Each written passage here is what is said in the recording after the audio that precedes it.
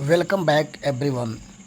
Trigonometry के पिछले दो पार्ट्स में हमने बेटा बेसिक कॉन्सेप्ट को समझा। अब जो हमारा शुरू होने वाला है वो शुरू होने वाला है टी रेशियो, जिसको हम लोग ट्रिग्नोमेट्रिक रेशियो बोलते हैं। और जो ये टी रेशियो है वो आपके इस ट्रिग्नोमेट्री के लिए बहुत ही इम्पॉर्टेंट है। अगर आपने इसे अच्छी तरीके से पढ़ लिया तो आगे के सभी क्वेश्चंस आपके लिए आसान हो जाएंगे।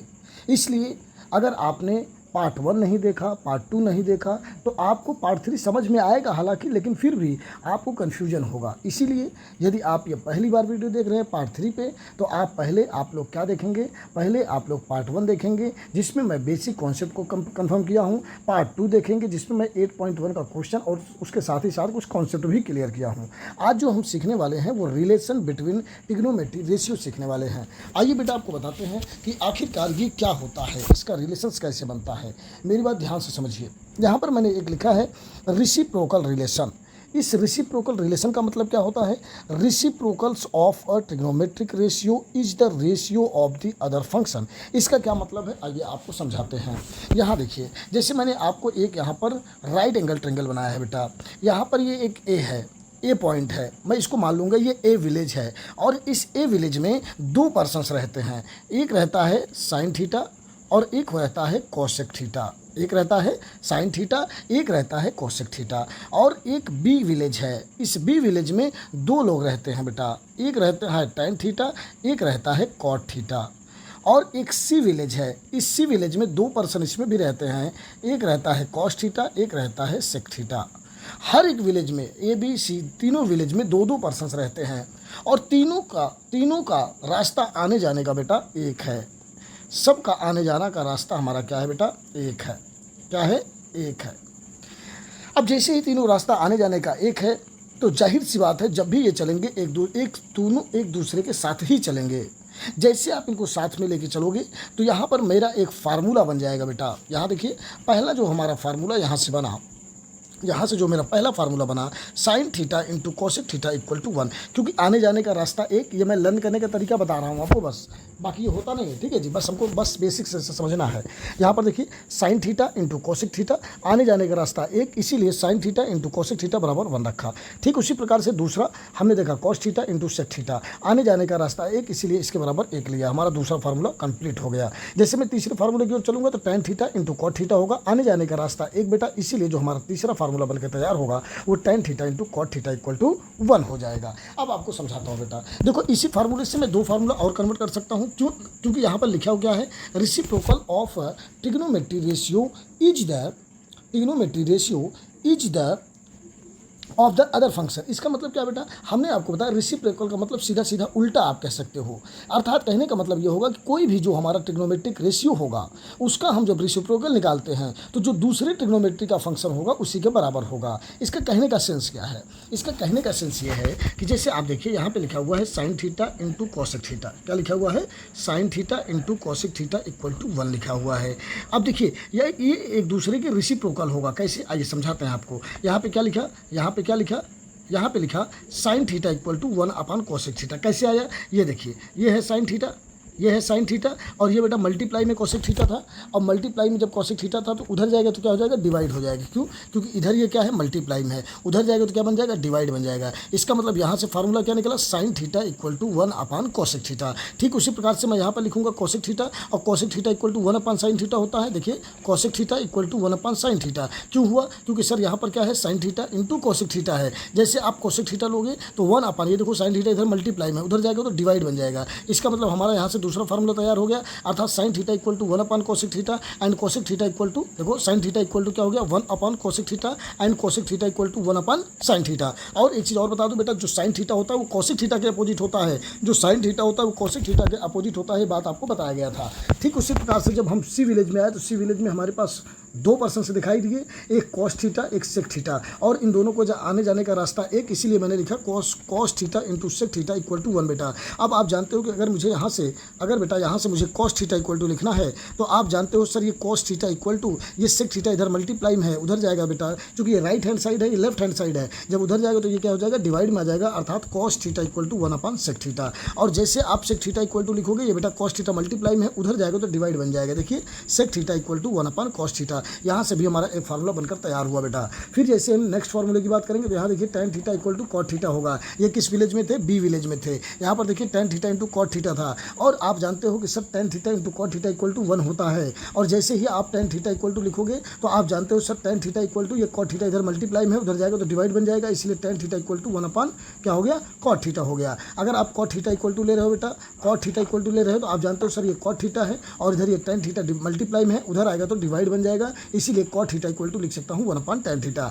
देखो मेनली आपको केवल और केवल 3 फार्मूले पे फोकस करना बेटा, मेनली 3 फार्मूले फोकस करना। एक sine theta into cosec theta equal to 1, एक आपको किस पे sine theta into cosec theta equal to 1, और एक आपको किस पे मेनली फोकस करना है, cos theta into sec theta equal to 1, and तीसरा जो आपको यहाँ पे फोकस करना है tan theta into cot theta equal to 1। बाकी यहाँ से मैंने 2 फार्मूला ये कन्वर्ट कर लिया, यहाँ से मैंने इस फार्मूले से 2 फार्मूला यहाँ कन्वर्ट कर लिया, इन 2 फार्मूले से मैंने 2 फार्मूला यहाँ पे कन्वर्ट कर लिया। अब एक बात आपको और बताते हैं, इससे हटकर देखो आपको 1 2 3 इधर 3 फार्मूला इधर आया, 3 फार्मूला इधर हुआ, 3 फार्मूला इधर हुआ, मतलब 3 3 6 3 9 फार्मूले हमारे यहाँ से कंप्लीट होते हैं। जैसे हम आगे बढ़ते हैं तो आपको मैंने बताया था शॉर्टकट ट्रिक। इसका मतलब साइन जो होता है, साइन का अपोजिट कोसेक होता है, कॉस का अपोजिट सेक होता है, tan का अपोजिट कॉट होता है जी। अब यहाँ पर समझिए, एक मैंने सेकंड रिलेशन बनाया है कोसेंट रिलेशन। कोसेंट रिलेशन का मतलब क्या होता है, जैसे जो quotient relation is the ratio of one trigonometric ratio two another.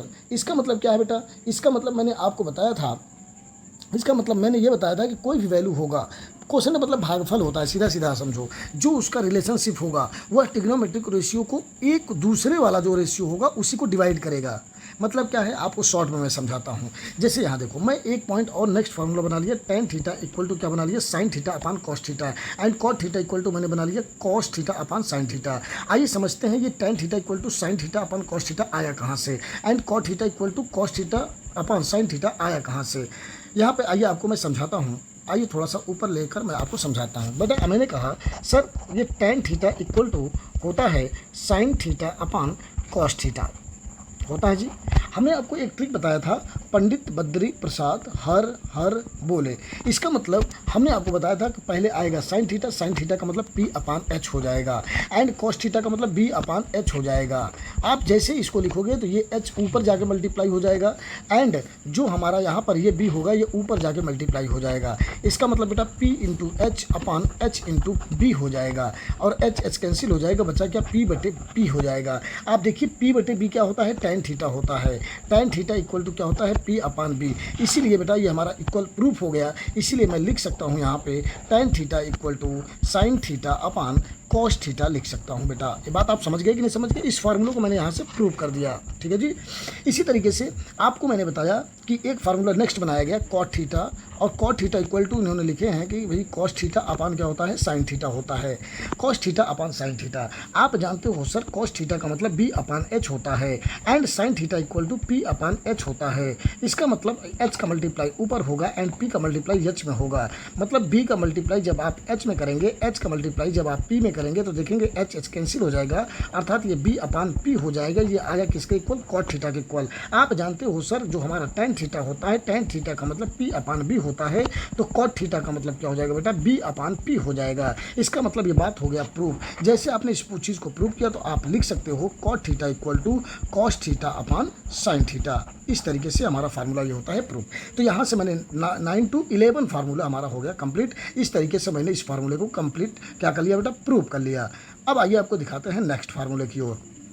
देखिए ये हमारा बहुत इंपॉर्टेंट फार्मूला है। मैंने रेसिप्रोकल का मतलब बताया है 1 फंक्शन, मतलब उसी का अपोजिट, एंड कोसेंट का मतलब मैंने ये 2 फार्मूला यहाँ पे जो लिखा इसको ऑलरेडी मैंने प्रूव भी कर लिया। tan theta equal to sine theta upon cos theta, and cot theta equal to cos theta upon sine theta. कैसे आया इसको मैंने क्या किया, आपको प्रूव करके दिखाया। आप लोग इसको कॉपी में एक बार नोट करके एक बार प्रैक्टिकली रूप से आपको सॉल्व करना है। नेक्स्ट बेटे आते हैं। नेक्स्ट अब देखो, अभी मैं आपको बता दूँ कि ये मैं 8.2 का कॉन्सेप्ट बता रहा हूँ। जैसे ये कॉन्सेप्ट हमारा कंप्लीट होगा तुरंत ही हम क्वेश्चन करेंगे। आपको मैं यहाँ पे दिखा देता हूँ। वैल्यू ऑफ टी रेशियो बताने के बाद देखिए आपको ये मैंने कुछ पॉइंट इसमें फैक्ट पॉइंट रखे हैं। उसके बाद देखिए आपको 8.2 का ये पहला क्वेश्चन आपको नजर आएगा। पहले क्वेश्चन में 5 क्वेश्चन है बेटा। उसके बाद आपको ये 8.2 का दूसरा क्वेश्चन नजर आएगा, जिसमें से आपको देखिए शायद ये 3 1 4 क्वेश्चन है बेटा। फिर आपको 3 नंबर क्वेश्चन नजर आएगा यहाँ पे। उसके बाद देखिए मैं आगे बढ़कर ये क्वेश्चन नंबर 4 तक लिया हूँ। 8.2 में केवल 4 क्वेश्चन एनसीईआरटी के दिए हैं, तो मैं 4 क्वेश्चन यहाँ पे करा रहा हूँ। आइए पहले टी रेशियो जानते हैं। बहुत ही इंपॉर्टेंट है,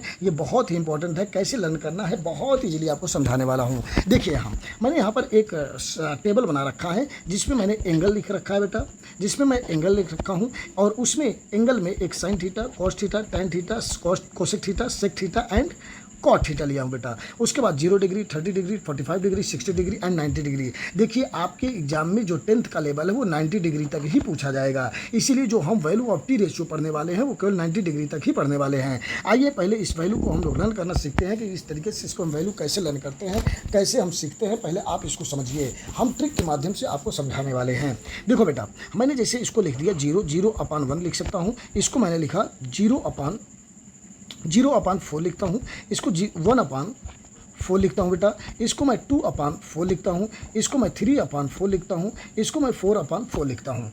देखो इसको लर्न करने का तरीका क्या है, सब में मैं लगाता हूँ रूट। सब में मैं क्या लगा लेता हूँ, रूट। जैसे आप रूट में लगाएंगे, जैसे ही सब रूट में लगाएंगे तो आप देखेंगे जब फिर किसी भी नंबर से 0 में डिवाइड होता है बेटा, जब भी कभी भी किसी नंबर में 0 से डिवाइड होता है तो उसका आंसर 0 आता है। इसीलिए साइन थीटा का जो 0 डिग्री का वैल्यू होगा, साइन 0 डिग्री का वैल्यू होगा वो 0 ही होगा। जैसे ही आप इसमें आगे बढ़ेंगे और यहाँ पे क्या लिखा हुआ है 1/, मैं नीचे सॉल्व कर रहा हूँ, आप लोग इसको इरेज कर लेना। 1/4 है, आप जानते हो इसको क्या लिख सकता हूँ, 1/2 लिख सकता हूँ। क्यों लिख सकता हूँ, क्योंकि सर आप ऐसा समझो, इसको मैं ऐसा लिख सकता हूँ √1/√4। आप जानते हो √1 की वैल्यू 1 ही होता है एंड √4 का वैल्यू 1/2 हो जाएगा। क्यों, √4 का वैल्यू क्या होता है, 2 होता है। इसका मतलब साइन 30 डिग्री का मान क्या हो जाएगा, 1/2 हो जाएगा बेटा। इतनी बात आप समझ गए। यहाँ पर क्या लिखा हुआ है, यहाँ पे लिखा हुआ है 2/4।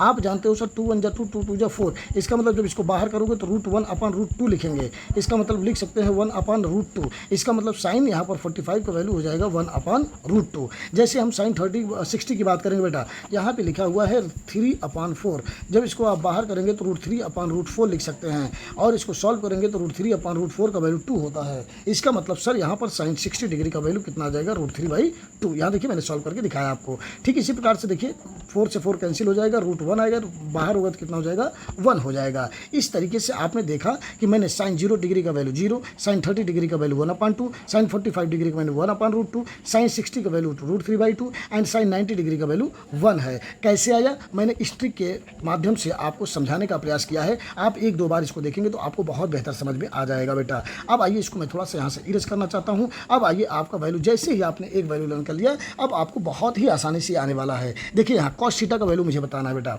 कॉस थीटा का वैल्यू मुझे बताना है। एंड कॉस थीटा का वैल्यू जैसे निकालेंगे कुछ भी नहीं करना है बेटा, इसी को अपोजिट कर देना है। देखिए जैसे ये 1 लिखा है ना, तो 1 को कहाँ लिख देंगे, यहाँ लिख देंगे। ये √3/2 लिखा है तो कहाँ लिख देंगे, यहाँ लिख देंगे √3/2। ये 1/√2 लिखा है तो यहाँ भी 1/√2 लिख देंगे। ये 1/2 लिखा है तो 1/2 लिख देंगे। ये 0 लिखा है तो क्या लगा लेंगे, 0 लगा लेंगे। मैंने क्या किया, इसी को अपोजिट कर दिया। देखिए जैसे यहाँ 0 था, 1/2 था, 1/√2 था, √3/2 था, 1 था, इसी को मैंने अपोजिट कर दिया। यहाँ पे 1 ला दिया, यहाँ पे √3/2 ला दिया, यहाँ पे 1/√2 ला दिया, यहाँ पर 1/2 ला दिया, यहाँ पे 0 ला दिया। ये हमारा cos थीटा का वैल्यू होगा। cos 0 का वैल्यू कितना हो जाएगा, 1 हो जाएगा। cos 30 डिग्री का वैल्यू कितना हो जाएगा, √3/2 हो जाएगा। cos 45 डिग्री का वैल्यू कितना हो जाएगा, 1/√2 हो जाएगा। cos 60 का वैल्यू कितना हो जाएगा, 1/2 हो जाएगा। cos 90 डिग्री का वैल्यू कितना हो जाएगा, 0 हो जाएगा। अब तीसरा वैल्यू कैसे निकालेंगे, tan थीटा का वैल्यू कैसे निकालेंगे। जब भी कभी भी tan थीटा का वैल्यू निकालना होगा तो आपको क्या करना पड़ेगा, इसी को डिवाइड करना पड़ेगा। आइए डिवाइड करके दिखाते हैं। जैसे लिखा है 0/1 कर लेंगे। जब डिवाइड करेंगे तो आंसर क्या आ जाएगा, 0। जब भी कभी भी किसी नंबर से 0 में डिवाइड किया जाता है तो आंसर उसका 0 आता है। इसका मतलब सर यहाँ पे आएगा tan 0 डिग्री का वैल्यू 0 हो जाएगा। अब जब इसको डिवाइड करेंगे तो क्या लिखा है 1/2 एंड √3/2। डिवाइड करेंगे तो 2 से 2 क्या हो जाएगा, कैंसिल, बचा क्या 1/√3। इसका मतलब सर tan 30 का वैल्यू 1/√3 आ जाएगा। कैसे आया, मैंने आपको समझाया, डिवाइड किया 1/2/√3/2। आप एक काम ऐसा भी कर सकते हो, सर ये जो मैंने लिखा है यहाँ पे 1/2 रूट 3 अपान 2, ये 2 का मल्टीप्लाई 1 में, रूट 3 का मल्टीप्लाई 2 में, 1 इंटू 2 अपान 2 इंटू रूट 3, ये देखिए 2 से 2 कैंसिल, अर्थात बचा क्या 1 अपान रूट 3, तो मैंने यहाँ पर 1 अपान रूट 3 लिख दिया है बेटा। जैसे आप tan 45 का वैल्यू देखोगे तो ये देखो 1 अपान रूट 3, 1 अपान रूट 3 है, 1 अपान रूट 2 अपान 1 अपान रूट 2, ये दोनों कैंसिल हो जाएंगे तो क्या आंसर आ जाएगा 1 आ जाएगा। इसका मतलब tan 45 का वैल्यू कितना हो जाएगा 1 हो जाएगा। जैसे आप इसको डिवाइड करोगे बेटा, यहाँ समझिए आप लोग, जैसे लिखा हुआ है रूट 3/2 अपान 1 अपान 2, जब आप इसको डिवाइड करोगे तो 2 का मल्टीप्लाई रूट 3 में होगा, 1 का मल्टीप्लाई 2 में होगा। इसका मतलब सर यहाँ पर हो जाएगा रूट 3 इंटू 2 अपान 2 इंटू 1, देखिए 2 से 2 क्या हो जाएगा कैंसिल, बचा क्या रूट 3 बचा। इसका मतलब सर इसका वैल्यू क्या हो जाएगा रूट 3 हो जाएगा। tan 60 का वैल्यू क्या हो जाएगा रूट 3 हो जाएगा। अब जैसे ही इसको डिवाइड करोगे, जैसे ही आप इसको डिवाइड करेंगे क्या 1 अपान 0 करेंगे, क्या लिखेंगे 1 अपान 0, 1 अपान 0 लिखेंगे। जब 0 से डिवाइड किसी भी नंबर में किया जाता है, जब भी कभी भी 0 से नंबर में किसी में डिवाइड किया जाता है नंबर में, तो इनफाइनाइट वैल्यू आता है। ये इसका फाइनाइट वैल्यू नहीं होता, नॉट डिफाइंड वैल्यू होता है। इसको क्या बोलेंगे, मैं इसको लिख देता हूँ not defined, not defined, not defined, not defined हो जाएगा। ठीक है जी, समझ गए, नॉट डिफाइंड लिख सकते हैं आप। यहाँ पे इसकी वैल्यू फिक्स नहीं होती है, ये वैल्यू क्या होता है इनफाइनाइट होता है। इतनी बात आप समझ गए कि नहीं समझ गए। अब याद करो, मैंने आपको एक ट्रिक बताया था अभी ऊपर ही बताया कि सर जो साइन होता है, साइन थीटा का अपोजिट जो होता है वो कॉसेक थीटा होता है, एंड जो टैन थीटा होता है उसका अपोजिट कॉट थीटा होता है, एंड जो हमारा कॉस थीटा होता है, कॉस थीटा का अपोजिट सेक थीटा होता है। बस इतना वैल्यू आपको धकना है। अगर आपने 3 का वैल्यू लर्न कर लिया, 3 का वैल्यू लर्न कर लिया तो 3 तो अपने आप लर्न हो जाएंगे। और इन 3 को रटने के लिए मैंने आपको ट्रिक बताया कैसे साइन 0 का वैल्यू निकालना है, इसके माध्यम से आपको मैंने बता दिया, इसको बेहतर सॉल्व करके बता दिया बेटा। जैसे आपने साइन का वैल्यू निकाल लिया, कॉस का वैल्यू तो ऑटोमेटिक आ जाएगा, बस इसी का अपोजिट कर दिया 1 रूट 3/2, 1 अपान रूट 2, 1/2 0। उसके बाद मैंने tan थीटा का वैल्यू कैसे बताया, डिवाइड करके मैंने यहाँ से tan थीटा का भी वैल्यू फाइंड कर लिया। बस इतना ही। जैसे आपने इसको वैल्यू फाइंड किया, अब आपके लिए एकदम आसान हो गया जी। अब यहाँ आइए समझते हैं। मैंने कहा सर जो साइन थीटा होता है, साइन थीटा का अपोजिट होता है कॉसेक थीटा। साइन थीटा का अपोजिट क्या होता है, कॉसेक थीटा होता है बेटा। अगर साइन थीटा का वैल्यू 0 है, ध्यान समझना बेटा, बहुत आसान है, 1-2 बार देखोगे तो आसान से समझ में आ जाएगा। आप जानते हो सर साइन थीटा का अपोजिट क्या होता है, कॉसेक थीटा। अगर बेटा साइन थीटा का वैल्यू 0 है तो क्या 0 अपान 1 लिख सकता हूँ क्या? अगर इसको अपोजिट में लिखोगे तो 1 अपान 0 लिखोगे कि नहीं लिखोगे बेटा? ये हमारा साइन थीटा का वैल्यू है, साइन थीटा का मतलब 0 अपान 1, और जैसे 0 अपान 1 लिखोगे तो कॉसेक थीटा इसका अपोजिट होता है। किसका अपोजिट होता है? साइन थीटा का अपोजिट होता है। तो 1 अपान 0 होगा। जब 1 अपान 0 होगा तो इसका मतलब इनफाइनाइट हो जाएगा, नॉट डिफाइन हो जाएगा। इसीलिए कॉसेक थीटा 0 की वैल्यू क्या हो जाएगा, नॉट डिफाइन हो जाएगा। बात आप समझ गए कैसे आया बेटा? अब यहाँ समझिए सेकंड पॉइंट। अब हमको इसका वैल्यू बताना है। आप ये बताइए साइन 30 का वैल्यू कितना है, 1/2। आप जानते हो मुझे कॉसेक थीटा इसका अपोजिट होता है। अगर ये 1/2 है तो इसको क्या लिखेंगे, 2/1। इसका मतलब सर कॉसेक 30 का मान क्या हो जाएगा, 2 हो जाएगा। क्यों हो जाएगा? क्योंकि सर 1/2 का अपोजिट 2/1 होता है। हम चाहे 2/1 लिखें चाहे 2 लिख दें, ये हमारा बात इक्वल हो जाएगा। समझ गए कि नहीं समझ गए? अब यहाँ देखिए साइन 45 का वैल्यू क्या है, 1/√2। क्या है? 1/√2। अगर मैं कॉसेक निकालूंगा तो इसी का अपोजिट हो जाएगा कि नहीं हो जाएगा? क्यों? क्योंकि साइन थीटा का अपोजिट 1/√2 है, तो कॉसेक थीटा का वैल्यू क्या हो जाएगा, √2 हो जाएगा। बोलिए भाई साहब, इतनी बात आप समझ गए कि नहीं समझ गए? जैसे ही हम नेक्स्ट पॉइंट पे बढ़ेंगे, आप देखिए साइन 60 का वैल्यू क्या है, √3/2 है। इसी का अपोजिट क्या हो जाएगा, 2/√3 हो जाएगा कि नहीं हो जाएगा? बोलिए आप। ये लिखा हुआ है बेटा 1, और 1 का अपोजिट 1 ही होता है। इसलिए हम लिख सकते हैं कॉसेक 0 का वैल्यू इनफाइनाइट होगा, एंड कॉसेक 30 डिग्री का वैल्यू 2 होगा, एंड कॉसेक 45 डिग्री √2 हो जाएगा, एंड कॉसेक 60 का वैल्यू 2/√3 हो जाएगा, एंड कॉसेक 90 डिग्री का वैल्यू 1 हो जाएगा। इतनी बात आप लोग समझ गए कि नहीं बेटा? देखो, लर्न नहीं करना है, कोई भी चीज़ रटना नहीं है, आपको सिंपली इसको समझना है। बस जैसे आप इसको समझ लोगे आपको बहुत आसानी से समझ में आ जाएगा। आइए अब हम बात करने वाले हैं कॉस थीटा का। आप जानते हो सर कॉस थीटा का अपोजिट कौन होता है, सेक थीटा होता है। आप जानते हो सर अगर कॉस थीटा का वैल्यू 1 है तो सेक थीटा 1 ही हो जाएगा। क्यों? क्योंकि कॉस थीटा में अगर 1 लिखा है तो 1 अपान मैं क्या लिख सकता हूँ, 1 लिख सकता हूँ। इसका अपोजिट 1 ही होगा, इसलिए मैंने इस तरीके से लिखा। ये देखिए कॉस 30 डिग्री का वैल्यू क्या है, √3/2 है। इसका अपोजिट क्या हो जाएगा, 2/√3 हो जाएगा। कॉस 45 डिग्री का वैल्यू 1/√2 है, तो कॉसेक 45 डिग्री का वैल्यू क्या हो जाएगा, √2 हो जाएगा। क्यों? क्योंकि इसका अपोजिट क्या हो जाएगा, 1/2 1/√2 का अपोजिट √2 हो जाएगा। एंड cos 60 का वैल्यू 1/2 है तो sec 60 का वैल्यू क्या हो जाएगा 2 हो जाएगा। क्यों? क्योंकि 1/2 को क्या लिख सकते हैं 2/1 लिख सकते हैं। जैसे आप cos 0 का वैल्यू लिखोगे तो आप जानते हो सर cos 0 का वैल्यू 0 है तो 0/1 लिख सकते हैं। इसका अपोजिट क्या हो जाएगा 1/0। जब इसको डिवाइड करेंगे क्या आ जाएगा इनफाइनाइट आ जाएगा। इसीलिए मैंने यहाँ पे sec 30 डिग्री का वैल्यू, पहले तो sec 0 डिग्री का वैल्यू 1, sec 30 डिग्री का वैल्यू 2/√3, sec 45 का डिग्री √2 और sec 60 डिग्री का वैल्यू 2 एंड sec 90 डिग्री का वैल्यू नॉट डिफाइन आ गया। बेटा इतनी बात आप समझ गए कि नहीं समझ गए बोलिए। जैसे मैं cot थीटा इक्वल टू निकालूंगा, बहुत आसान ट्रिक है बेटा। आप जानते हो सर tan का अपोजिट क्या होता है भाई साहब, tan का अपोजिट cot थीटा होता है। एंड tan का वैल्यू अगर ये 0 है तो क्या लिख सकता हूँ 0/1 लिख सकता हूँ। इसका अपोजिट क्या होगा 1/0 होगा और जब 0 से डिवाइड करोगे तो इनफाइनाइट आ जाएगा। एक तरीका आपको और है, अभी मैं आपको समझा रहा हूँ। तरीका तो 3 है इसको सॉल्व करने का, लेकिन आप बेसिक समझो, इतना टाइम होता नहीं मेरे को समझाने के लिए। हालांकि मैं ऑफलाइन क्लास में इसको बहुत बेहतर समझाता हूँ, 3-4 मेथड बताता हूँ, लेकिन आप एक ही मेथड समझो, बहुत आसान है, कोई दिक्कत वाली बात नहीं है बेटा। अब यहाँ देखो tan थीटा का वैल्यू 1/√3 है। अगर इसको मैं यहाँ से cot 30 की वैल्यू लिखूंगा तो क्या हो जाएगा √3 हो जाएगा। हो जाएगा कि नहीं हो जाएगा? क्यों? क्योंकि 1/√3 है, इसका अपोजिट √3 हो जाएगा। 1 का अपोजिट 1 होता है। अगर इसका देखो, इसको क्या लिख सकता हूँ √3/1 लिख सकता हूँ। जब इसका अपोजिट निकालोगे तो क्या हो जाएगा 1/√3 हो जाएगा कि नहीं हो जाएगा? इसीलिए cot 60 का वैल्यू क्या हो जाएगा 1/√3 हो जाएगा। और ये थीटा देखो यार नॉट डिफाइन है, नॉट डिफाइन का अपोजिट 0 आप समझो बस इतना। आपने देखा कि cot 0 डिग्री का वैल्यू इनफाइनाइट मतलब not define, and cot 30 degree का value √3 and cot 45 degree 1 and cot 60 degree का वैल्यू 1/√3 एंड cot 90 डिग्री का वैल्यू 0। इस तरीके से मैंने सारा वैल्यू यहाँ पे फाइंड कर लिया। आपको घर कम से कम 3 बार इसको देखकर आपको अपने से एक बार फिगर इसको बनाना है, तभी आप इस सारी वैल्यू लर्न कर पाओगे। इसी लर्न पर ये 8.2 जो है 8.2 है, ये सारा इसी पर डिपेंड है, वैल्यू ऑफ टी रेशियो पर ही डिपेंड है। इसीलिए मैंने सारा वैल्यू बता दिया। रिकॉल कर लीजिए एक बार मेरे साथ, बोलिए मन में। sin 0 डिग्री का वैल्यू 0, sin 30 डिग्री का वैल्यू 1/2, sin 45 डिग्री का वैल्यू 1/√2, sin 60 डिग्री का वैल्यू √3/2, sin 90 डिग्री का वैल्यू 1, cos थीटा का वैल्यू 1। क्या क्या किया मैंने बेटा? इसी का अपोजिट कर दिया। देखिए यहाँ पे 1 था 1 लिखा, यहाँ √3/2 था √3/2 लिख दिया, यहाँ 1/√2 यहाँ 1/√2, यहाँ 1/2 तो यहाँ 1/2, यहाँ 0 तो यहाँ 0 हो गया। तीसरा स्टेप मैंने क्या किया, इसको डिवाइड कर लिया। जैसे मैंने 0/1 लिखा तो ये 0 आ गया। 1/2/√3/2 लिखो, 2 से 2 कैंसिल 1/√3 आ गया। ये 1/√2 कैंसिल 1 आ गया। जब इसको डिवाइड किया तो 2 से 2 कैंसिल √3 आ गया। और 1/0 जब होगा तो इनफाइनाइट आ जाएगा। मैंने कहा सर साइन का अपोजिट कॉसेक होता है। अगर ये 0 है तो 0/1, 1/0 लिखोगे तो इनफाइनाइट आएगा। 1/2 है तो इसका अपोजिट 2 हो जाएगा। 1/√2 है तो इसका अपोजिट √2 हो जाएगा। √3/2 है तो इसका अपोजिट 2/√3 हो जाएगा। अगर ये 1 है तो इसका अपोजिट 1 हो जाएगा। कॉस का अपोजिट सेक होता है। अगर ये 1 है तो 1 ही इसका अपोजिट होगा। √3/2 है बेटा, इसका तो अपोजिट √2/√3 हो जाएगा। अगर ये 1/√2 है तो इसका अपोजिट √2 हो जाएगा। अगर ये 1/2 है तो इसका अपोजिट 2 हो जाएगा। अगर ये 0 है तो इसका अपोजिट इनफाइनाइट आ जाएगा। सेक cot थीटा का मतलब tan का अपोजिट होता है। tan अगर ये 0 है तो ये इनफाइनाइट हो जाएगा। 1/√3 है तो √3 हो जाएगा। और ये 1 है तो 1 ही इसका अपोजिट होगा। √3 है तो 1/√3 हो जाएगा। और इनफाइनाइट हो तो 0 हो जाएगा। इस तरीके से वैल्यू मैंने सारा कंफर्म कर लिया बेटा। अब यहाँ तक बात आप समझ पाए कि नहीं समझ पाए? आपको इसको कम से कम 2 बार लगा के समझना है। आइए कुछ पॉइंट हमने यहाँ पे लिखा है।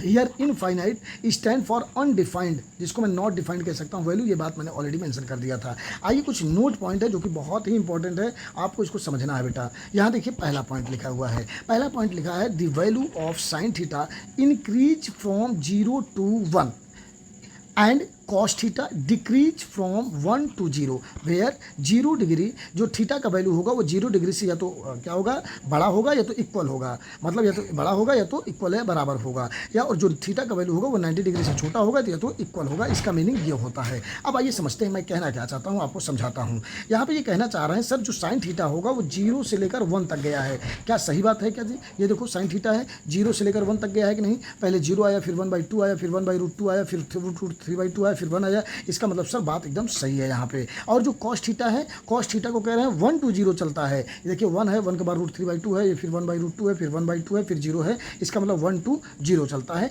हमारा पहला पॉइंट होता है कंप्लीट। क्योंकि इसी एक्सरसाइज में 4 नंबर क्वेश्चन है, इसलिए मैं इस चीज़ें समझा रहा हूँ आपको। 8.1 का जो लास्ट वाला क्वेश्चन है यहाँ से भी वो भी बन जाएगा, ठीक है जी। तो वहाँ पर आप इसको सॉल्व कर लेना। आइए सेकंड पॉइंट देखते हैं। सेकंड पॉइंट क्या लिखा हुआ है? In the case of tan theta the value of increase from 0 to infinite infinite, where मैंने बताया कि यहाँ पर थीटा, जो थीटा होगा वो 0 डिग्री से बड़ा होगा तो इक्वल होगा, जो थीटा होगा वो 90 डिग्री से छोटा होगा या तो उसके इक्वल होगा। तो आइए टैन थीटा का वैल्यू देखते हैं कहाँ से कैसे इंक्रीज हुआ है। देखिए टैन थीटा का वैल्यू 0 से लेकर इनफाइनाइट तक हुआ है। पहले 0 है, फिर 1/√3 है, फिर 1 है, फिर √3 है, फिर इनफाइनाइट है। तो यहाँ देखिए मैंने यही पॉइंट यहाँ पे मेंशन किया है कि जो टैन थीटा होगा वो कहाँ से चलेगा, वैल्यू इंक्रीज हो रहा है, इंक्रीज फ्रॉम 0 टू इनफाइनाइट। देखिए यहाँ पर साइन थीटा का वैल्यू भी इंक्रीज होगा 0 से 1, लेकिन कॉस थीटा का वैल्यू डिक्रीज होगा फ्रॉम कहाँ से 1 to 0। इतनी बात आप समझ गए। अब आइए हम लोग नेक्स्ट पॉइंट की बात करते हैं। नेक्स्ट पॉइंट लिखा है in the case of cot theta and cot theta equal to the value of decrease from infinite to 0, और इसका मीनिंग ऑलरेडी मैंने बता रखा है। तो आइए कॉट थीटा क्या इनफाइनाइट से 0 की ओर चलेगा क्या, आइए देखते हैं। ये देखिए कॉट थीटा यहाँ पे इनफाइनाइट है, यहाँ पे √3 आया, फिर 1 आया, फिर 1/√3 आया, फिर 0 आया। इसका मतलब सर ये 0 से इनफाइनाइट जाएगा। यहाँ पर वैल्यू क्या हो रहा है, इंक्रीज हो रहा है। क्या हो रहा है, इंक्रीज हो रहा है। ठीक है जी। अब बात करते हैं, सॉरी वैल्यू डिक्रीज हो रहा है, वैल्यू डिक्रीज हो रहा है बेटा, वैल्यू डिक्रीज हो रहा है। पहले इनफाइनाइट था, फिर √3 हुआ, फिर 1 हुआ, फिर 1/√3, फिर 0 हुआ। ये वैल्यू यहाँ पे बेटा डिक्रीज होगा। ठीक है जी। नेक्स्ट पॉइंट की बात करेंगे।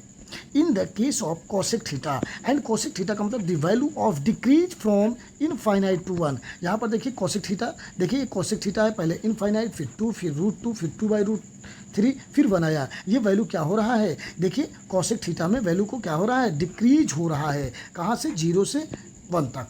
ठीक है जी। कोसेक थीटा का वैल्यू यहाँ पर क्या हो जाएगा, कोसेक थीटा का वैल्यू डिक्रीज हो जाएगा। इतनी बात आप समझ गए कि नहीं समझ गए, बोलिए। अब हम नेक्स्ट पॉइंट की बात करेंगे। In the case of sec theta the value of increase 1 to infinite. यहाँ पर देखिए आपको यहाँ पर दिखाई देगा सेक थीटा का पहले 1 था, फिर ये हुआ, फिर ये हुआ, फिर ये हुआ, ये लगातार बढ़ता चला जा रहा है बेटा। देखिए पहले 1 था, फिर 2/√3 आया, फिर √2 हुआ, फिर 2 हुआ, फिर इनफाइनाइट हो गया। इसका मतलब बेटा यहाँ पर in the case of sec theta the value of increase 1 to infinite हुआ। ये पाँचों पॉइंट आपको समझ में आया कि नहीं आया। बेसिकली मेरा बताने का सेंस इतना है बेटा, जो साइन थीटा होगा, साइन थीटा 0 to 1 चलता है। यहाँ पर वैल्यू क्या हो रहा है, यहाँ पे वैल्यू इंक्रीज हो रहा है। कॉस थीटा का वैल्यू 1 से 0 की ओर चल रहा है। जो कॉस थीटा का वैल्यू होगा 1, यहाँ पर 1 to 0 जब चलेगा तो डिक्रीज होगा वैल्यू में। टेन थीटा यहाँ पे लिखा है, टेन थीटा का वैल्यू पहले 0 था, ये देखिए पहले 0 था, फिर 1/√3 आया, फिर 1 आया, फिर √3 आया। यहाँ पे वैल्यू में इंक्रीज देखने को मिलेगा। फिर जैसे आप कॉसेक थीटा में आएंगे,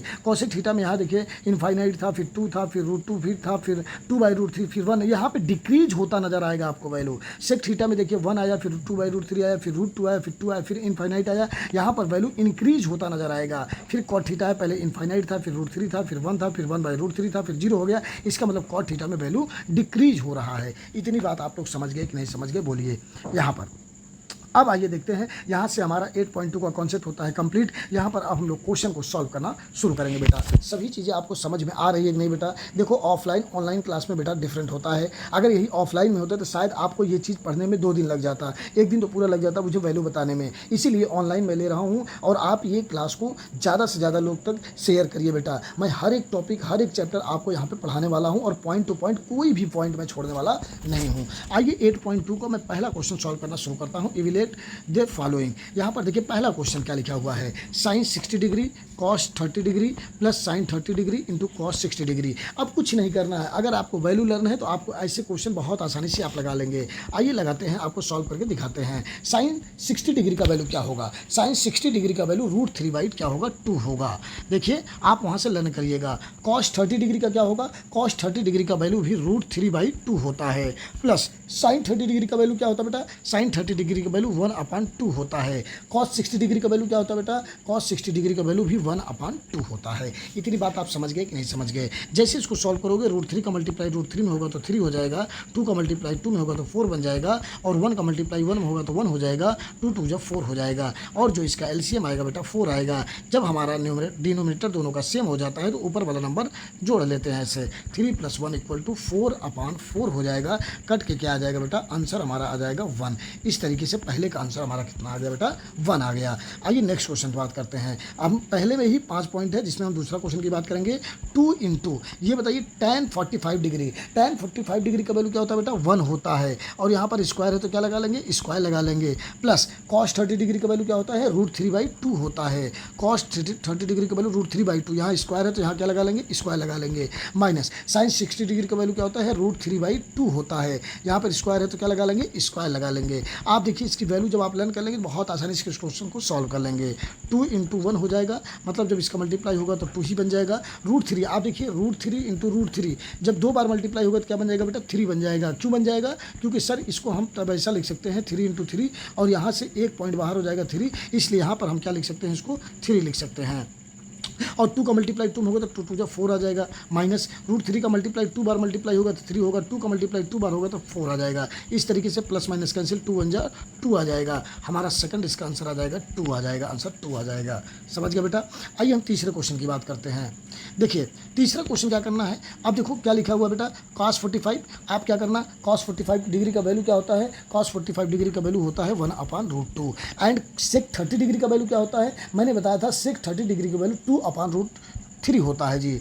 एंड प्लस cosec 30 डिग्री का वैल्यू क्या होता है, cosec 30 डिग्री का वैल्यू मैंने आपको 2 बता दिया था। बोलो भाई बताया था कि नहीं? आइए एक बार रिकैप कर लेते हैं। यहाँ पर देखिए cos 45 degree and cos 45 degree का वैल्यू मैंने क्या लिखा 1/√2। फिर यहाँ पर होता है sec 30 डिग्री, sec 30 डिग्री का वैल्यू क्या मैंने लिखा 2/√3 एंड यहाँ पर cosec 30 degree and cosec 30 degree का वैल्यू क्या होता है आपका 2 होता है। मैंने इस तरीके से लिख लिया। जब इसको आप सॉल्व करोगे तो ये हो जाएगा 1/√2 अपन यहाँ पे √3 हमारा एलसीएम हो जाएगा और √3 से जब डिवाइड करोगे तो 1 आएगा, तो 1 का मल्टीप्लाई 2 में होगा तो 2 बन जाएगा। इसके नीचे बेटा 1 लिख सकते हैं। जब 1 का मल्टीप्लाई √3 में होगा तो होगा √3 बचेगा और √3 का मल्टीप्लाई 2 में हो जाएगा तो 2√3 आ जाएगा। जब इसको सॉल्व करोगे तो लिख सकते हैं 1/√2 और यहाँ पर देखिए इसको क्या लिख सकते हैं हम, यहाँ पे लिख सकते हैं 2/2 √3 अब क्या करना पड़ेगा, इस √3 का मल्टीप्लाई कहाँ चला जाएगा, ये ऊपर चला जाएगा और इसका मल्टीप्लाई यहाँ पे हो जाएगा। इसका मतलब ये क्या हो जाएगा बेटा 1 ×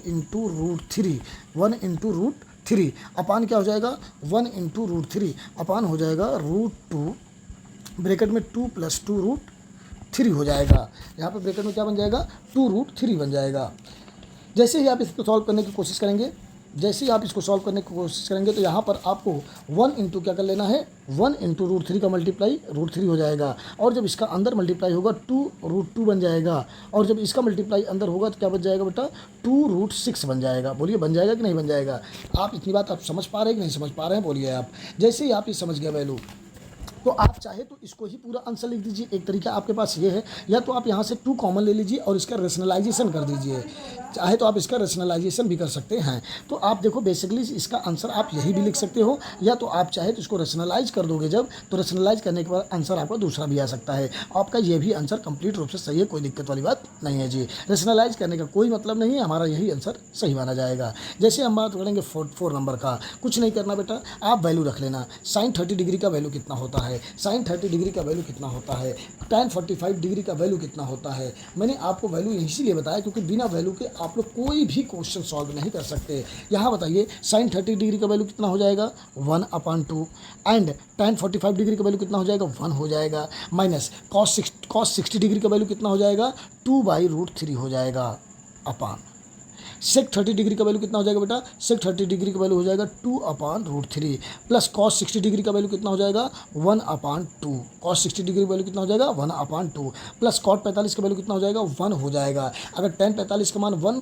तो cot 45 का मान भी 1 होता है। जब इसको सॉल्व करेंगे तो क्या होगा, यहाँ पे नीचे इसके 1 लिख सकते हैं। यहाँ से आपका √3 हो गया एलसीएम। जब इसको डिवाइड करेंगे तो 2 से इसको डिवाइड करेंगे, जब 2 से डिवाइड करेंगे तो क्या हो जाएगा, यहाँ पे एलसीएम 2√3 होगा क्योंकि इसको यहाँ पे 2 है, यहाँ पे √3 है, तो एलसीएम यहाँ पर 2√3 आएगा। 2 से 2 कैंसिल बचा √3, तो ऊपर √3 बच जाएगा। प्लस जब इसको 1 से डिवाइड करेंगे तो ये बच जाएगा 2√3 माइनस ये देखिए √3 से √3 कैंसिल 2 बचा और 2 का मल्टीप्लाई जब ऊपर होगा तो 2 2 4 आ जाएगा अपान। यहाँ पर भी बेटा 2√3 हमारा एलसीएम हो जाएगा और यहाँ से √3 कैंसिल बचा 2 2 जब कितना हो जाएगा बेटा 4 हो जाएगा। प्लस ये 2 से 2 कैंसिल 1 का मल्टीप्लाई जब √3 में होगा तो √3 बन जाएगा। इसके नीचे बेटा 1 लिख सकता हूँ, 1 से डिवाइड करोगे तो पूरा का पूरा नंबर हमारा 2√3 बचेगा। इस तरीके से आप देखो यहाँ से 2√3 कैंसिल हमारा हो गया, बचा ऊपर नंबर क्या बचा हमारा, यहाँ देखो 2 में 1 3 ऐड हो जाएगा क्योंकि ये √3 है तो इसको मैं क्या लिख सकता हूँ 213 3√3 माइनस 4 अपान इसको क्या लिख सकते हैं हम, इसको लिख सकते हैं 4 प्लस ये देखिए 213√3 हो जाएगा। जरा देखिए इसको मैं क्या इस तरीके से भी लिख सकता हूँ। देखो या तो आप आंसर इसका यही भी लिख सकते हो, लेकिन अगर आप यहाँ से माइनस कॉमन ले लेते हो, ध्यान समझना, जैसे मान लो ऊपर वाले में मैं माइनस कॉमन ले लूँ तो बचेगा क्या ये देखिए -3√3 बच जाएगा और ये बच जाएगा +4। देखिए भाई, जब हम यहाँ से माइनस कॉमन ले लेंगे, जब हम यहाँ से माइनस कॉमन ले लेंगे, जब हम यहाँ से माइनस कॉमन ले लेंगे तो आपका ये नंबर बच जाएगा और यहाँ नीचे क्या बचेगा, 4/3√3 बच जाएगा। क्या बच जाएगा, 4/3√3 बच जाएगा। तो इस तरीके से आप एक काम करो, आप एक काम ये कर सकते हो कि चाहे तो आप ये आंसर लिखो, अगर आप माइनस कॉमन नहीं लेना चाहते तो आप ये भी आंसर लिख सकते हो। आप एग्जैक्टली लिख सकते हो 3√3, क्या लिख सकते हो, 3√3 -4/4 + 3√3। ठीक है जी, इतनी बात आप समझ गए कि नहीं समझ गए। अगर आप इसको रेशनलाइज करोगे, आप इसको रेशनलाइज करोगे तब भी आंसर आपका थोड़ा सा बदल जाएगा। आप चाहो तो ये आंसर लिख लो, अगर आप ये आंसर नहीं लिखना चाहते तो आप ये वाला भी आंसर लिख सकते हैं। एग्जैक्टली हमारा यह भी आंसर सही माना जाएगा। लेकिन अगर मैं इसका रेशनलाइजेशन करूँगा तो ये बहुत बड़ा हो जाएगा। आंसर आएगा लेकिन रेशनलाइज करने के बाद इसका आंसर चेंज हो जाएगा। चूँकि अच्छा करके मैं दिखा दूँ क्या, आइए करके दिखा देते हैं आपको। जैसे देखो ये लिखा है 3√3 -4 लिखा हुआ है और ये क्या लिखा हुआ है बेटा, 4/3√3।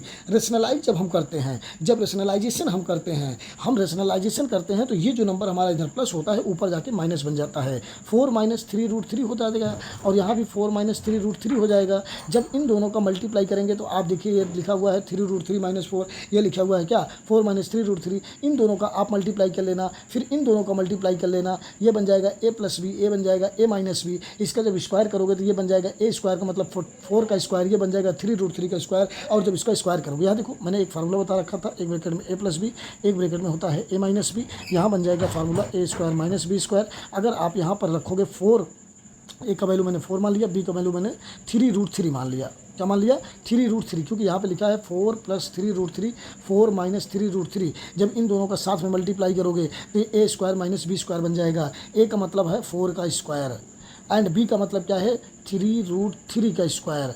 जैसे ही आप इसका स्क्वायर करेंगे, जैसे ही आप इसका स्क्वायर करेंगे तो 4 का स्क्वायर 16 होता है एंड 3√3 का मल्टी 3√3 × 3√3 होगा एंड 3 3 जा 9, 9 3 जा 27 आ जाएगा। क्या आ जाएगा, 27 आ जाएगा। और यहाँ पर हम नीचे क्या हो जाएगा, देखो हम यहाँ पर लिख सकते हैं क्या, जब इसको सब्ट्रैक्ट करेंगे तो कितना, 7 में 6 का 1 और 2 में 7 सब्ट्रैक्ट करोगे तो 1 अर्थात -1 आ जाएगा। अब ऊपर जब मल्टीप्लाई करोगे आप 3√3 - 4 × 4 - 3√3 अपान कितना हो जाएगा बेटा, -11 हो जाएगा। अब जब इन दोनों का मल्टीप्लाई करेंगे, जब इन दोनों का मल्टीप्लाई करेंगे तो जो मल्टीप्लाई करने के बाद आएगा उसके अपान में -11 होगा। यही हमारा हो जाएगा आंसर बेटा। इन दोनों का मल्टीप्लाई भी कर सकते हो आप, कैसे करोगे समझा दूँगा। चलो अच्छा समझ लो बेटा, पूरा समझ लो, कंप्लीट रूप से समझ लो, कोई मतलब है नहीं। आइए मैं आपको समझा देता हूँ, टाइम थोड़ा सा ज़्यादा चला जाता है फिर भी मैं आपको समझा देता हूँ। यहाँ समझो, जब बेटा देखो इस √3 का मल्टीप्लाई 4 में होगा तो क्या हो जाएगा, 4 3 जा 12√3 हो जाएगा।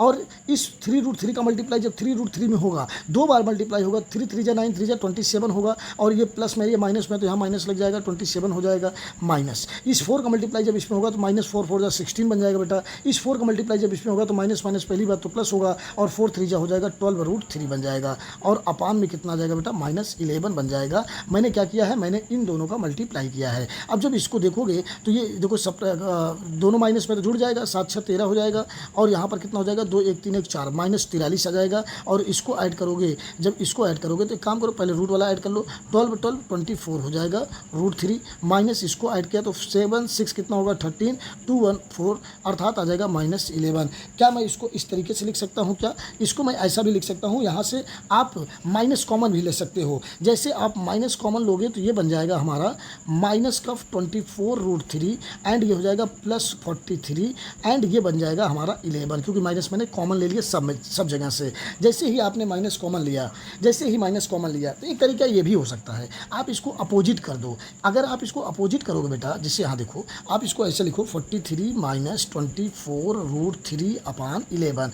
क्यों किया, क्योंकि ये माइनस माइनस बाद में क्या हो जाएगा, कैंसिल हो जाएगा। क्या हो जाएगा, कैंसिल हो जाएगा। इसीलिए यहाँ पर 43 - 24/√3 अपान 11 हमारा क्या हो जाएगा, आंसर हो जाएगा। बात आप समझ गए कि नहीं समझ गए। हमने क्या किया, पहले मैंने क्या किया, इसका वैल्यू रखा, हमारे पास आया 3√3 - 4 अपान 4 + 3√3 आया। फिर इसका मैंने रेशनलाइजेशन कर दिया और इन दोनों का मल्टीप्लाई किया तो -11 आया। इन दोनों को मल्टीप्लाई किया तो आपको ये देखने को मिला, इसको मैंने माइनस कॉमन ले लिया, यहाँ पे आ गया 43 - 24√3/11 आ जाएगा। इस तरीके से हमारा ये हो जाएगा आंसर। बेटा आपको यहाँ से 5 नंबर क्वेश्चन क्या कर लेना है, 5 नंबर क्वेश्चन आपको सॉल्व कर लेना है। कुछ भी नहीं करना है, आपको वैल्यू रख लेना है, बस आपको इसको सॉल्व कर लेना है। ये आपके लिए होमवर्क है। अगर आपको ये क्वेश्चन नहीं आता है तो आप हमें मैसेज करके पूछ सकते हैं, ठीक है जी। अब हम बढ़ेंगे आगे। आइए क्वेश्चन नंबर 2 की बात करते हैं। इसमें भी एक दो क्वेश्चन बताऊंगा, बाकी आप लोग लगाना। जैसे क्वेश्चन है, लिखा हुआ है 2 tan 30 डिग्री, अपान में लिखा है 1 + tan स्क्वायर 30 डिग्री। आप जानते हो यहाँ पर 2 × tan 30 डिग्री का वैल्यू क्या होगा बेटा? tan 30 डिग्री का वैल्यू आपको क्या बताया गया है, याद करो। जब तक आप वैल्यू नहीं लर्न कर पाओगे तब तक आपको कोई भी क्वेश्चन आप इसका लगा नहीं सकते बेटा। अगर मैं tan 30 डिग्री की बात करूँगा तो tan 30 डिग्री का वैल्यू क्या हो जाएगा? 1/√3 हो जाएगा। 1 + tan 30 डिग्री का 1/√3 का क्या बन जाएगा? स्क्वायर बन जाएगा। जब इसको आप सॉल्व करोगे तो हो जाएगा 2/√3, और यहाँ हो जाएगा 1 + 1/√3 का स्क्वायर। देखो 1 का स्क्वायर तो 1 बन गया, √3 का स्क्वायर 3 बन जाएगा, इसलिए हो जाएगा 2/√3/3 बन जा 3, 3 1 4, 4/3 हो जाएगा। आप देखो इसको मैं क्या लिख सकता हूँ, इस 3 का मल्टीप्लाई कहाँ होगा? ऊपर। इसका मल्टीप्लाई कहाँ होगा? यहाँ पे। 3 2 जा कितना बन जाएगा? 6। इसको लिख सकता हूँ मैं 2 × 3 अपन इसको लिख सकता हूँ √3 × 4। तो इस तरीके से 2 1 जा 2, 2 2 जा 4 हो जाएगा। इसका मतलब हमारे पास जो नंबर बचा क्या बचा? 3/2√3। इसका जब रेशनलाइजेशन करेंगे, जो हमारा डिनोमीटर होता है वही डिनोमीटर से मल्टीप्लाई हो जाता है। 3 2 जा 6 √3 बन जाएगा, और 2 2 जा 4, 3 जा 12 बन जाएगा, 6 1 जा 6, 6 2 जा 12। इसका मतलब वैल्यू क्या है? √3/2। क्या है? √3/2। ये बताइए √3/2 क्या ये साइन 60 डिग्री का वैल्यू होता है क्या? क्या ये cos 60 डिग्री का वैल्यू होता है क्या? क्या ये tan 60 डिग्री का वैल्यू होता है क्या? क्या ये sin 30 डिग्री का वैल्यू होता है क्या? बेटा बताओ आप, sin 60 डिग्री का वैल्यू क्या होता है? 1/2। tan 60 डिग्री का वैल्यू क्या होता है बेटा? tan 60 डिग्री का वैल्यू √3 होता है। sin 30 का वैल्यू क्या होता है? 1/2 होता है। एंड sin 60 का वैल्यू √3/2 होता है। इसीलिए ऑप्शन नंबर बेटा हमारा ए सही हो जाएगा। इसीलिए ऑप्शन हमारा क्या हो जाएगा? ए सही हो जाएगा। आप लोग समझ गए कि नहीं समझ गए कैसे मैंने सॉल्व किया? इसी तरीके से आप लोग सेकंड क्वेश्चन सॉल्व कर लेना। आप लोग को सेकंड नंबर क्वेश्चन सॉल्व कर लेना। अच्छा, और सॉल्व करके बता ही देता हूँ। जैसे यहाँ पे देखो लिखा हुआ है 1 - tan स्क्वायर 45। आप जानते हो 1 - tan 45 का मान 1 होता है तो 1 का स्क्वायर बन जाएगा, एंड 1 + tan 45 का मान 1 होता है तो 1 का स्क्वायर बन जाएगा, अर्थात 1 - 1 बन जाएगा, और ये 1 + 1 बन जाएगा। 1 में से 1 गया 0, और 0/2 हो जाएगा। जब डिवाइड करोगे तो 0 आएगा। ये बताइए tan 90 डिग्री का वैल्यू क्या होता है? मैंने आपको बताया है tan 90 डिग्री का वैल्यू इनफाइनाइट होता है, ना कि 0 होता है। एंड 1 किसका वैल्यू होता है? 1 किसका वैल्यू? तो 1 तो ऑप्शन ही नहीं है, इसलिए तो 1 तो नहीं ऑप्शन हो सकता है, न तो ये ऑप्शन हो सकता है। और sin 45 का मान 1/√2 होता है। sin 45 का मान कितना होता है? 1/√2, इसलिए ये भी ऑप्शन नहीं होगा। ये देखिए एक ही ऑप्शन, अरे सॉल्व करने की जरूरत ही नहीं थी बेटा। ऑप्शन डी हमारा करेक्ट हो जाएगा। आइए बात करते हैं तीसरे क्वेश्चन की। लिखा हुआ है sin 2a = 2 sin a। क्या लिखा हुआ है? sin 2a = 2 sin a। ये बताइए, कह रहा है कि इज ट्रू व्हेन a = ये बताइए यहाँ पर, अगर मैं यहाँ पे जो हमारे पास ऑप्शन दिए हैं इसी ऑप्शन के अकॉर्डिंग मैं इस पर वैल्यू रखूँ। अगर मैं यहाँ पे साइन 0 डिग्री रख रहा हूँ तो 2 × 0 रखना पड़ेगा, और 2 × sin a, sin × 0 हो जाएगा। आप जानते हो sin 0 का वैल्यू क्या होता है? sin 0 का वैल्यू 0 होता है। एंड sin 2 का मल्टीप्लाई यहाँ पर देखो 0 होगा तो ये पूरा 0 बन जाएगा, और 0 बराबर क्या बन जाएगा? 0। इसका मतलब यहाँ पर अगर मैं a का वैल्यू 0 रख दूंगा तो ये हमारा सेटिस्फाई करेगा। क्या ये यही वैल्यू अगर 30 रख दिया जाए तो सेटिस्फाई करेगा क्या? sin 2 × 30 degree and equal to 2 sin a का वैल्यू 30 डिग्री रखेंगे। आप जानते हो ये हो जाएगा sin 60 डिग्री हो जाएगा, बराबर ही हो जाएगा 2 × sin 30 डिग्री का वैल्यू क्या होता है? 1/2 होता है। sin 60 डिग्री √3/2 होता है, एंड ये 1 हो जाएगा। ये एक दूसरे के इक्वल नहीं है, इसीलिए ये ऑप्शन हमारा नहीं हो सकता। इसी तरीके से आप ये ऑप्शन थर्ड चेक कर सकते हैं। जैसे आप ऑप्शन थर्ड चेक करेंगे तो यहाँ पर हो जाएगा sin 2 × 45 degree and equal to 2 × sin 45 degree. आप जानते हो sin 45 डिग्री का वैल्यू कितना होता है? 45 डिग्री का वैल्यू 1/√2 होता है। आप ये बताओ, ये हो जाएगा sin 90 डिग्री बेटा, और जानते हो sin 90 डिग्री का वैल्यू क्या होता है? 1 होता है। ये हो जाएगा 2/√2। ये इक्वल एक दूसरे के नहीं हैं, इसीलिए हमारा 45 भी आंसर नहीं हो सकता बेटा। अब आइए देखिए 60 डिग्री होगा क्या? यहाँ देखिए 60 डिग्री जैसे रखोगे तो 62 जा 120 हो जाएगा, और ये 2 × 60 डिग्री होगा, ये भी एक दूसरे के इक्वल नहीं होगा, इसलिए ऑप्शन ए भी नहीं होगा। इसीलिए ऑप्शन नंबर हमारा ए सही हो जाएगा। ए ऑप्शन हमारा सही हो जाएगा। मैं आपको एलिमिनेट ऑप्शन करना सिखा दिया। देखो जब तक आपको वैल्यू नहीं पता होगा आप कोई क्वेश्चन यहाँ पे लगा नहीं सकते। आप 4 नंबर क्वेश्चन बेटा, ये आपके लिए होमवर्क है, आप लोग लगाना। ये 4 ऑप्शन है, हमको ज़रूर कमेंट करके बताना कौन सा ऑप्शन इसमें सही है। बेटा देखो टाइम बहुत ज़्यादा हो गया, इसीलिए मैं आपको यहाँ पर question number 3 and question number जो 4 है वो अगले एक्सरसाइज में मैं बताने वाला हूँ। ठीक है जी, यहाँ तक की क्लास को हम यहाँ से एंड करता हूँ। बेटा अगर आपको कोई क्वेश्चन नहीं समझ में आया है तो आप हमसे पूछ सकते हैं, कमेंट कर सकते हैं, और ज़्यादा से ज़्यादा लोगों तक ये वीडियो शेयर करिए। यदि आपको अच्छा लग रहा है तो आप हमारे चैनल को सब्सक्राइब भी करिए, और अपने इष्ट मित्र जितने भी यार दोस्त हैं उनके पास ज़्यादा से ज़्यादा तक शेयर करिए। देखो बेटा ये जो वैल्यू है इसको जब रेशनलाइज करेंगे तो इसका आंसर दूसरा भी आ सकता है, तो घबराना नहीं है। नहीं तो एनसीईआरटी में आंसर देखो और आपको अरे ये आंसर ही नहीं है बेटा, ऐसा नहीं सोचना है, इसका रैशनलाइज करोगे। मैं छोटा मतलब बड़ा होने से बचने के लिए मैंने इतना ही वैल्यू इसको सॉल्व किया है, ठीक है जी। इस तरीके से आपको मैंने ये सारी चीज़ें सॉल्व करके बताया बेटा। बहुत बहुत धन्यवाद। आप लोग ज़्यादा से ज़्यादा तक वीडियो हमारा ये शेयर करिए और हमारे चैनल को सब्सक्राइब करिए। ऐसे ही लगातार हम वीडियो आप लोगों के लिए लाते रहेंगे और फ्री ऑफ कॉस्ट हर एक चैप्टर में आपको पढ़ाने वाला हूँ बेटा।